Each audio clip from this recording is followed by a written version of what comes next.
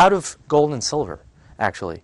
And you know, they also made silver certificates. So, you know, if you wanted to trade in paper, you could, but you could also, you know, trade it in for the silver. You know, you could get that from this company, because that's what a bank used to do.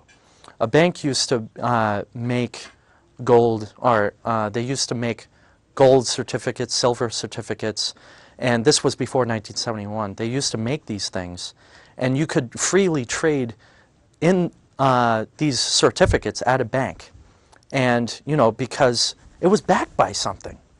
So now we're trying to bring back that kind of competition, that kind of actually, it would bring back value to the dollar, but it would also create competition, you know, because you could make dollars out of gold.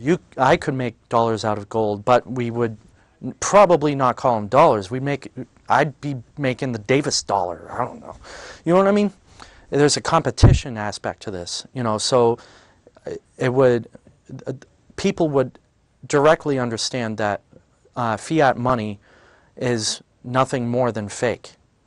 You know, it would lose value quickly compared to others' currencies.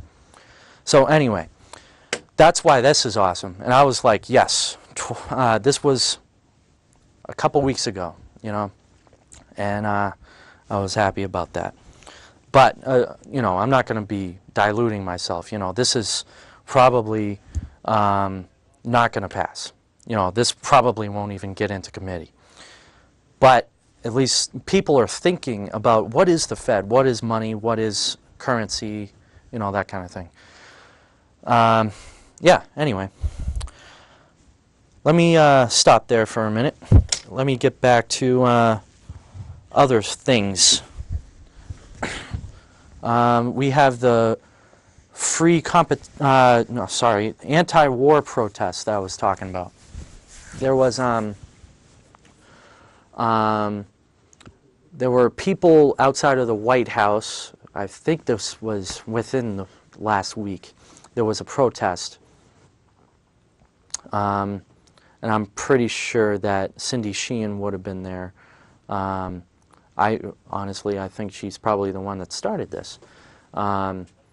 Cindy Sheehan lost her son. I don't know how old she is, but I think she's from Texas, and she lost her son in the Iraq War. And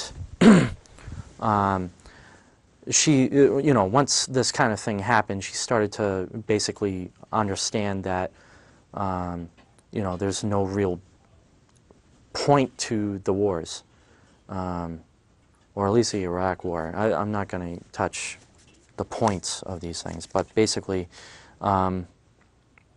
she started to not believe in the war because, you know, it kind of woke her up. So anyway, this is speculation. I believe that she's the one that probably started this kind of thing, but Dennis Kucinich was also there. He's a congressman from Ohio, and there were a couple other congressmen, and basically there's this big anti-war movement going on, you know, but it has been going on forever, obviously. And there are always people against war, but you know, if you start to really try to dig down into the points of why we're over in Afghanistan, Iraq, potentially Pakistan and Iran, if they're not there already, the point is, what are the points to going over there?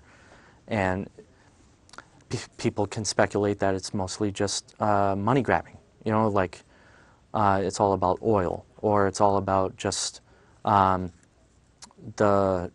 complex of government, you know what I mean? And it's also a control thing, and it's also inflation. You know, it's just lay them all out, you know. Anyway, so the point is, there was an anti-war protest, and it's interesting, you know, like, finally, you know, it's getting onto the internet, and people are accessing the internet for underground sources much more than You know, say even like 2 years ago. The whole election thing and the bailout thing, you know, it really did wake people up. I guess I wasn't the only one, which is nice. Anyway, so also there's this Copenhagen Treaty okay, a lot of people know that this global warming thing has been going on. You know, there's been this ongoing debate for probably over 20 years. But it's really escalating now because they're having a massive conference in Copenhagen. And this is Denmark, sorry. So this, it's basically, some people believe that it's real, and it's really natural to believe all of this. You know, even I believe a lot of it. I mean, come on, think about pollution. Pollution is bad. Psh, okay? I mean, why would you want to fill your land with trash? Okay, that's just like DDD. Okay, moving on.